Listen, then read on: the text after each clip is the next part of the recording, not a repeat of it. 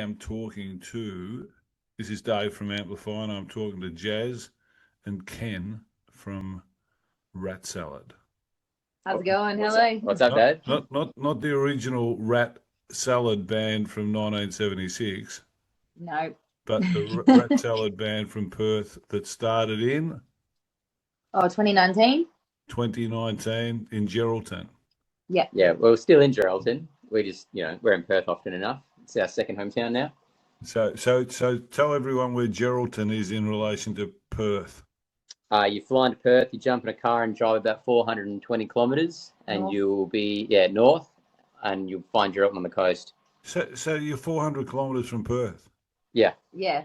So you got to go down. You got to go down there to perform all the time. You got to take a 4-hour trip to go play, and then 4 hours back. Yep, that's it. It was Easy done. Yeah. It's not so good now that the fuel prices have gone crazy. Oh, I reckon you should buy a plane. What are you talking about? Although those fuel prices We went have got, to the got worse. high-speed train. Yeah. We'll start getting that private jet next after the album comes out, Well, when we're not going to have the conversation about the whole conscious side of who you are. We'll do that. We'll do that with my other podcast when I get it started, because there has to be a whole love of what you're doing to sort of, travel and do all that sort of gear. You've got to be really committed to sort of keep it up, because, the head, the thoughts and all that sort of stuff. Tell us a little bit about what the last 6 years has been about. You started. Tell us a bit of your history in the last 6-7 years. 6, 7. Go on, Daz. Yeah, it seems like a really long time ago when you say it like that, but it's gone so quick. We just keeping busy. Like we do really enjoy it, and we kind of, any opportunity we get, we're like, oh well, this might be the last one that we get, so let's take it and see where it goes. And it's been full on. It's been really hard on our personal lives, like not having much time at home, but YOLO. But it's pretty. Oh, go on. I was going to say, in the early days, we sort of just started. Jaz and Erica had never played in a band before, and if we could get one Perth show, then we've exceeded our expectations and made it. And we just sort of set out to drink beers in the kitchen that we're doing this interview from. That's where we jam. There's not many jam spots in Gero, like rehearsal room. So we just having fun, and then it all sort of just went one thing to the next. Yeah. Yeah, but the thing that is amazing for me is looking at you. You're such an active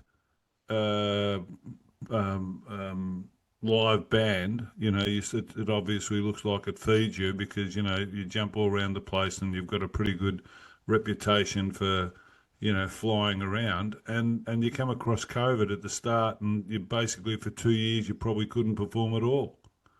So I reckon that was really handy. Probably helped us because we couldn't play shows, so we were just jamming heaps and let's figure out what we can do to make it more interesting. And COVID actually gave us the most amazing break of all time. So we couldn't get a gig at the local pub at all when he first started, because they only want to hear, Jimmy Barnes' greatest hits, which I don't blame them.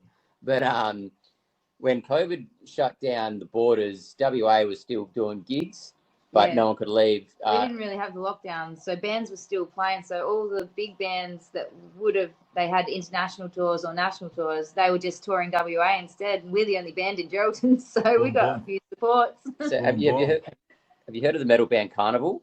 Yeah, of course, Carnival. Yeah, so they were meant to do this massive European run, and then COVID fucked that for them. So the borders get locked.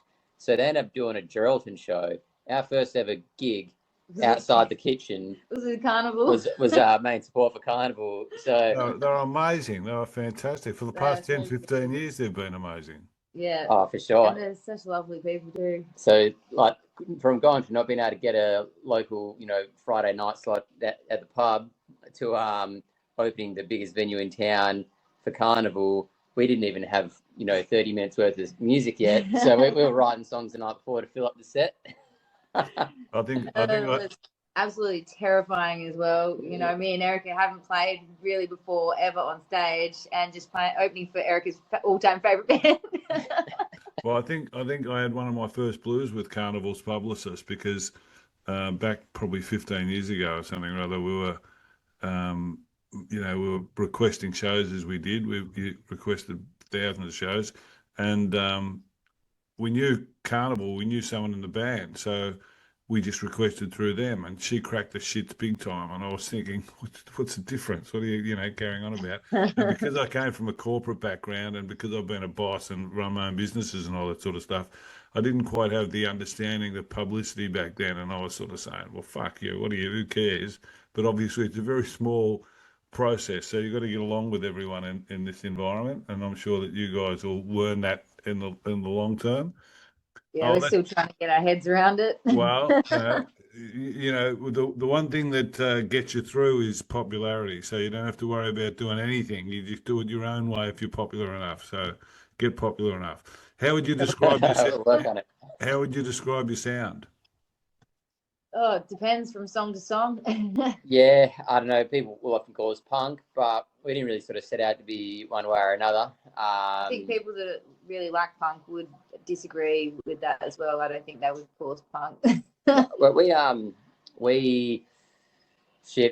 like Erica just like drumming at a million miles an hour, and Jazz, more natural and sort of yelling and screaming and singing soft melodies. So we definitely like punk's right in our wheelhouse.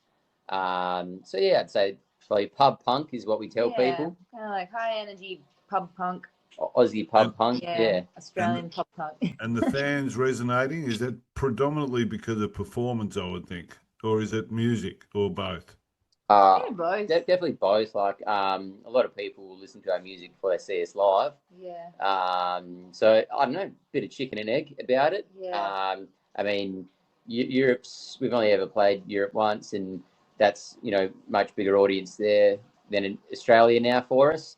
So like America, we've never played over there, but we've got people messaging us just about every day at the moment to come to America. Yeah, you'd be a natural. You'd be a natural over there. Okay, we'll talk about your tour in a sec. Your latest single, Time In, Zone Out, has just been released. A sharp, high energy, mental overload, and a sharp, high energy take on mental overload and self doubt. Is that what it's all about? More or less, yeah. It's kind of, I mean, I would say the poppiest song that we've ever written, but definitely, it's about being mentally the overloaded, overwhelmed, and just checking out and just trying to just do your best with what you got. I like it though. It's got a fun trumpet solo in the bridge. It's really cool. Boom, boom. And what about the album? Pest from the West going to come out in May, so that's one of the songs off Pest from the West. What was this origin and evolution? How did it come about? So our first album was called Bent Trees and Swanee D's, which, if you're not from West Australia, Geraldton, it's famous because all the trees are bent over because it's so windy, and Swan Draft is the local beer on tap. So that was a bit of like a Geraldton love letter, and it was a bit of us putting the rest of West Australia on notice, saying this Geraldton band's coming. Pest from the West is like the same, but obviously we're here, we're in West Australia, and it's putting the rest of the country on notice, saying the Pest from the West is coming across. So fucking look out. We're slowly evolving. Yeah. So that's the ambition behind the name, and also we are proudly and staunchly West Aussie. So yeah, we're just going to give it a big fucking nudge, and write music is just what we do. So an album just made sense. So Pest from the West is singular. So is that you or Jazz? Who's the pest, or is it the band as a Is whole? it a colloquial term? Pest from the West, the band. Yeah. We are one. Who is the maddest out of the three? Oh, depends. Far out. We honestly, I'd probably say either Jazz or Erica, but on any given gig, depends who's in the pestiest mood. So when you think about bands and you think about rock bands, you think about groupies and after hours and all that sort of stuff. Are you, chasing Jazz, or is Jazz chasing you after hours? Oh, we are just anywhere after hours, to be honest. I can Yeah. imagine. I can imagine. That's the album I'm after. You know, record that and put that one out. That'll be a good one, I'd say. Yeah. Um, yeah, no, it's all woven into the fabric of the album, if you keep an ear out. No problem. What are the signature tracks? What are some of the tracks on the album? If I'm kind of listen to you, if I've just turned up to this interview and I'm going to come and listen to the album, what ones would you direct me to? I reckon it's going to be our third single out in 13 days. It's called Northwest Coastal Highway. We sort of did the more broad appeal songs of the first two singles of the album, but this third one I think is real Ratsalad, and it's about going up north to play a gig. Jaz is taking a piss on the side of the road, and it's in the middle of the desert. As you do. As you do. Yeah, as you do. And I thought it'd be funny driving the ute. I was like, Erica, watch this. So I started driving off the ute with shielding Jaz. She was in the middle of nowhere, beating sun, 40 degrees. And just drives off and leaves me pissing on the side of the road. Sensational. Only 20 meters, and then then a car out of nowhere starts coming. So the chorus lines, I mooned an old lady on the Northwest Coastal Highway, pissed all over myself trying to run away. So I think that's good. like real, just hitting it on the head. It's probably as Ratsalad as we get. So that's that was one of the first songs we wrote for this new bunch of songs. Yeah. I took a country girl out one time and we're in St Kilda and it was night time and she says, I've got to go. And I said, well, we'll go on Ackland Street and find a place. She says, no. And she just went down and squatted. So I understand the principle. It's a pretty simple process once you accept it. Yeah. So, and when you say you're travelling north, you're already 400k north. How far up do you go? You couldn't go too far, surely. Carnarvon would be another 300 k's north. Yeah. And you play there. Oh, we played there last year for a gig. They'd be hungry for music up there, wouldn't they? They were awesome. They were so sick. They were stoked to have a band. Absolutely.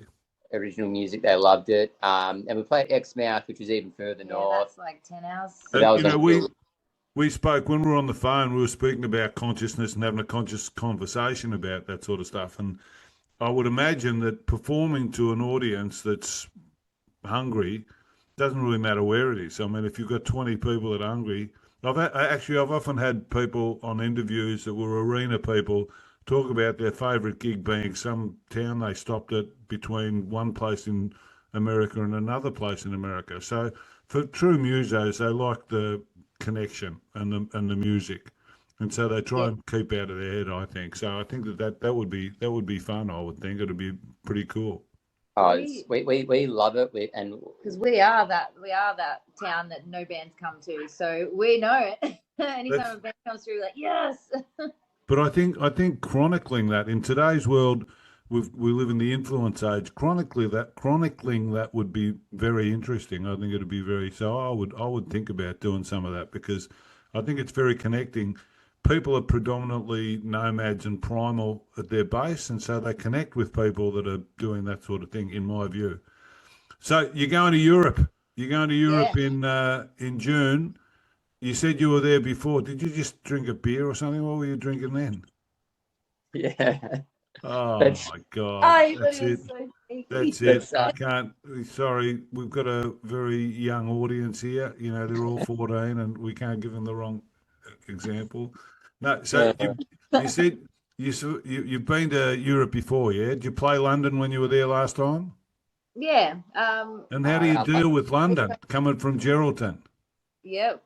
Yeah, we mostly did last year. We mostly did Germany and the UK, and London was fun. Must be a head F though, is it? Because basically it's like New York, or it's massive, and when you come from Geraldton, you can't be used to that sort of activity, surely. We really underestimated like how long it was going to take to get places, because we're like, oh, it's only like 80 k's away.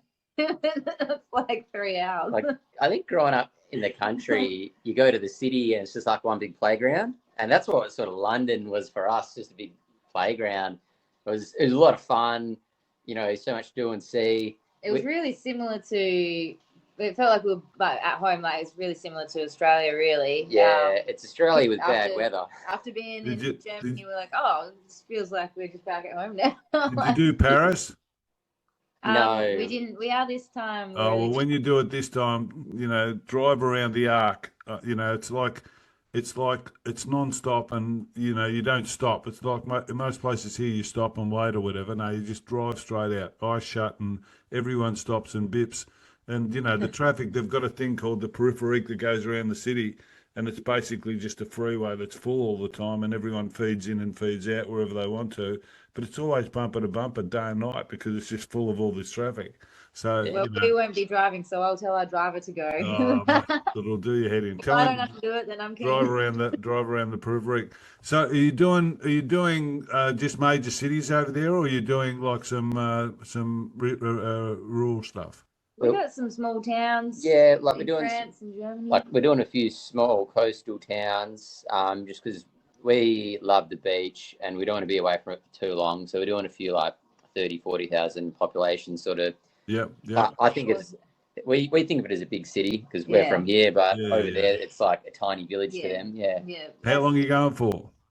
3 weeks. I think we're doing like 18 gigs with one break. Wow. And how are you getting around? You getting around on a bus or plane or? Rent a Mercedes van. Yeah. And you're driving it? No, not this time. Not this time. We met this lovely Portuguese guy on our first tour. He was tour managing one of the bands we played with, and he's like, "Oh, next time you guys come, get me to do it. Get me to do it because you're not doing it very well." and fucking, you look like a good time. So yeah. Oh, you'll have a ball, man. I tell you, you'll have a ball. I keep on talking about Vans. When Foo started, he'd come from obviously millions, and he made all the artists go in the Foo van when they did their first tour. I'm sure that they were expecting something luxurious, and they all had to tour around in the Foo van. So there's something. If he enjoys it, I'm sure you guys will have a ball.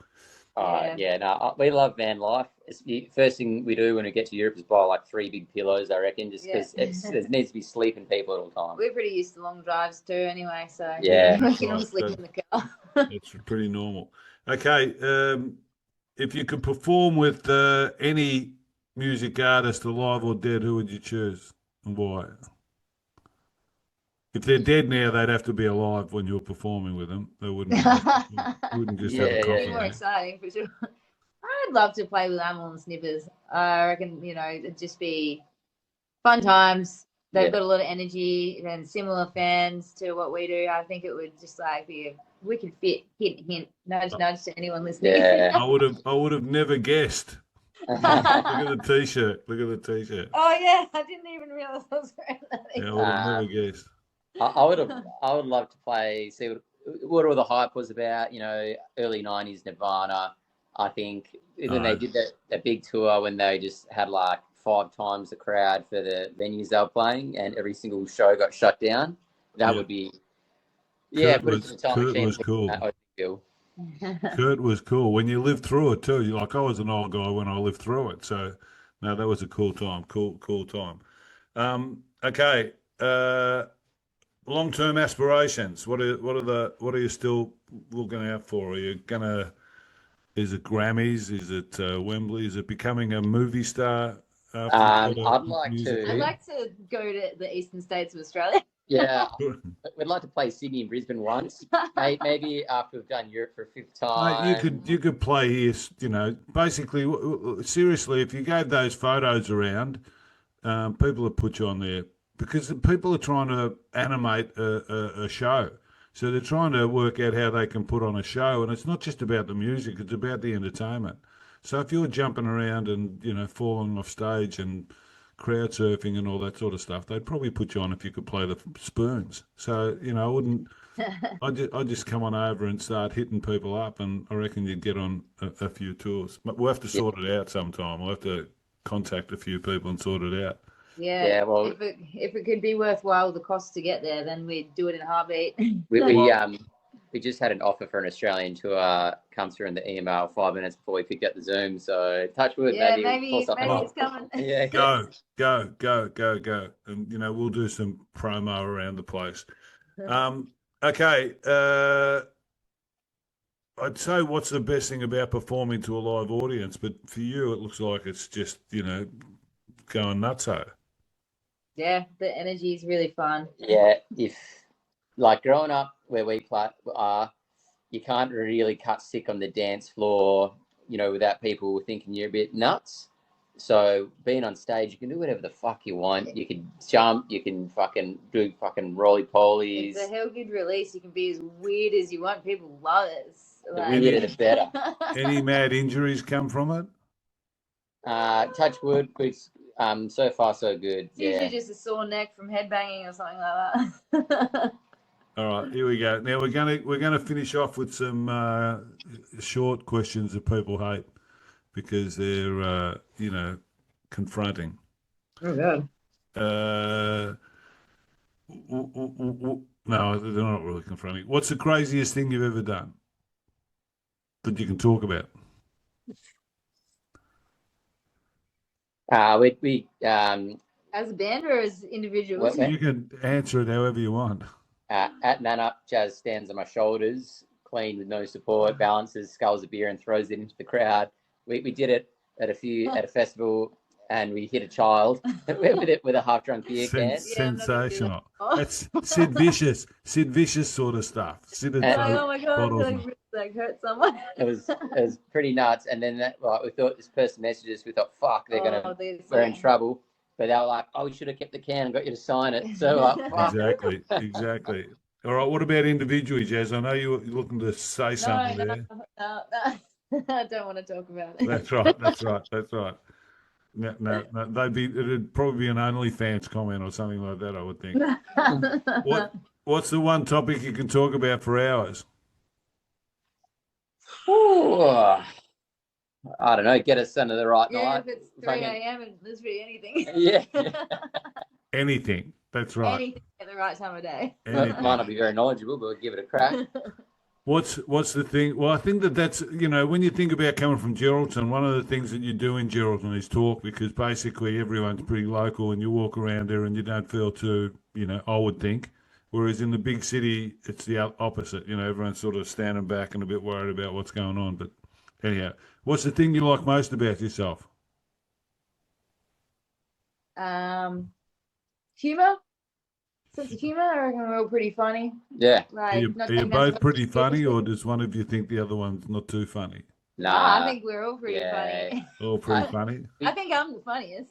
We got a sunny disposition. It's just fucking really fun to be around each other. A sunny disposition. I don't think those words get spoken about much in Geraldton. Yeah. Excuse me, I'm going out on the farm. Oh, are you, Harry? Have you got a sunny disposition today? Maybe not. It's a good quality to have here. It's a great quality to have anyway. All right, let's finish off with these. These can be all time or just now favourites. Favourite album? There's a band called Idols from the UK, and they have an album called Joy is an Act of Resistance, and that's favourite album. All right. I was going to go emo and The Used in Love and Death. That's fair enough. Favourite artist? Favourite artist right now? Right now or of all time? It doesn't matter. This is your interview, man. You can answer it however you want. I've always got a soft spot for Fleetwood Mac or Parkway Drive. Of course. Fleetwood, yeah, of course. Oh, me, yeah, far out. I'm going to say, geez, do I even like music? What are we thinking? Far out. Third Eye Blind. I knew it. A bit corny, but I fucking love it. No, they're great. I don't think Chrissy jumped around too much on stage, but that's Fleetwood Mac are cool. Favourite movie? Hot Fuzz. Love that movie. Oh, yeah. Good one. Oh, now all I can think of is Hot Fuzz. I don't know. It'd be something funny. Something. Pick a Destiny. Pick a Destiny. It's What was that? The Pick of Destiny. Tenacious D. The what Destiny? The Pick of Destiny. Oh, the Peak of Destiny. Okay, cool. Favourite place to visit? Munich. Yeah, Munich's cool. It's fucking mental there. It's grouse. Yeah. Did you do, when you were there, did you do Dachau or any of those places? Did you go sightseeing? Because Well, we in didn't that, really get any time to sort of get out of the city, but we did get to spend an afternoon just floating down the river, which was cool. The English Garden. Yeah. Yeah. it is. It's a fantastic. If you get a chance, there's so much history over there. Yeah. That if you get a chance, it's moving sort of stuff. It's stuff where millions of people might have died, or if you think about Versailles, they pulled the king and queen out and cut their heads off and all that sort of stuff. So if you get a chance, it's a pretty cool place to visit. Favorite venue to play? The Geraldine pub. Nah, the indie bar in Perth. Yeah, Scarborough, India. Indian Ocean It's Hotel. always a fun time. They got a pool. They've got a spa with a disco ball above it. They, Of course. It's like straight out of the 70s. they give you free accommodation for out-of-town bands like us. The back line supplied. They've got a pool. Yeah, but that's not cool, and you don't have to take all your shit down the highway. And the green room for the band is open all night. It's on the rooftop of the hotel, so it's about 8 stories up. And there's a room on the top of the green room that's just mirror tables. It's got like 20 disco balls. Sensational. So have you ever played Tassie?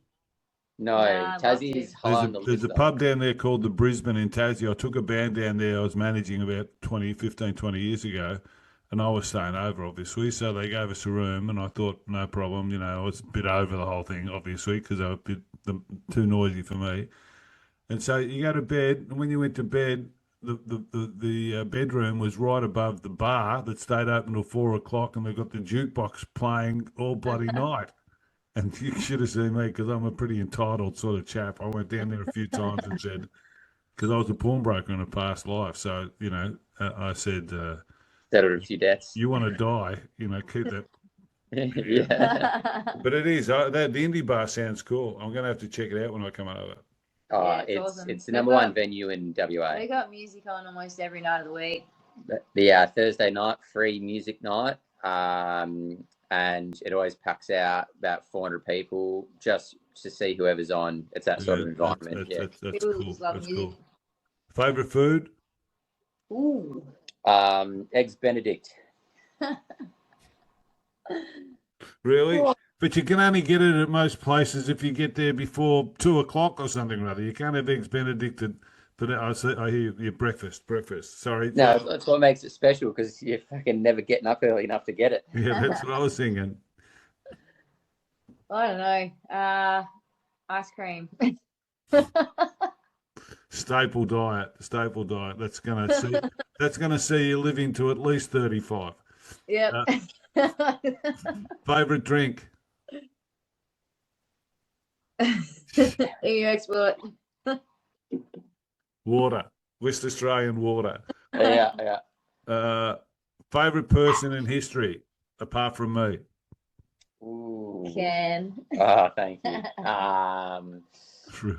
Favorite historical figure, Dave Warnapoy, on the back of the $50 note, invented the shearing hand clipper.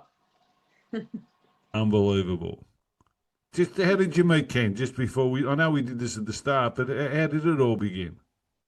We met in a nightclub in 2009, and then we met Erica at the pub maybe 5-6 years later. And I don't remember the specifics of any of these events. We just kind of met each other enough times and started hanging out. And you're partners, are you? Yeah, I was going to say, me and Ken have been married for like 10 years. So Any kids? No kids. No kids. No kids. Might be a few floating around. Oh, but there's no kids that live with you or anything. There's nothing that restricts you from touring and all that sort of stuff. There definitely is. This should have been an hour and a half interview. That's only a half an hour interview, so I feel like I've missed out somewhere along the line. Okay. We don't really talk about it. It kind of ruins our street cred. Yeah. All right. There's no kid. Well, you could have said we had kids, but when we started touring, we ate them. So that'd build the cred up enormously. Especially if you were going to Europe, you'd probably make you superstars. Yeah. Okay. Favorite tattoo. This is the last question. What's your favorite tattoo? Ooh. definitely one of our home jobs. We got a lot of Jazz gives out tattoos after gigs to a lot of unsuspecting Ratsalad fans. Oh, you a tattooist? No, I'm got not, the but I pen. do it anyway. Oh, fantastic. Come on, what's the favourite? You All got to right. have one I like somewhere. this one that I did on myself. It says "Live, Love, Laugh," and it's Ah, spelled that's HG. sensational. That's sensational. That's cool. I like it. Special mention, I got a guitar pedal tattoo there, which I quite like. What is But it? What pedal? What sort of pedal? it's a analog chorus pedal. What's your favourite pedal? Tube Screamer. Probably my delay pedal, even though I don't play in U2. My favourite tattoo is this EMU export can that Jazz did. Oh, that's sensational. That's sensational. I love it. I love it. The real thing. Come on, hey Jazz, come on up and give us one of your jumps before. Oh, actually, can I change my tattoo answer? Yeah. I got this a few weekends ago. Oh god. Here we go. Yeah. Oh, too good. Too good. So when your boyfriend's from behind, no. Yeah. I'm only joking. I'm only joking. They know both signals. Yeah. Come on, Jazz. Come on. You're gonna have to do a jump before we go. Surely. You're known for them. Come on. I'll do a cartwheel. Whatever. We'll just a movement. Here we go. Get the camera sorted up. Here we go. Yep.